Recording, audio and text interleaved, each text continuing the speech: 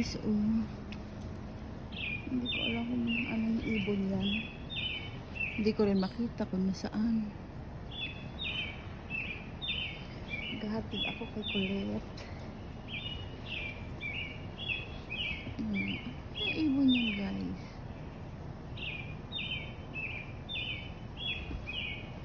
Minsan mga ano yan, mga bluebirds. Kung hindi bluebirds, morning dove. Pero ang lakas eh. Alam ko morning dove yung ano lang sabi. O diba kaya nyo yun? Ingay. Ang ebon yun. Ebon.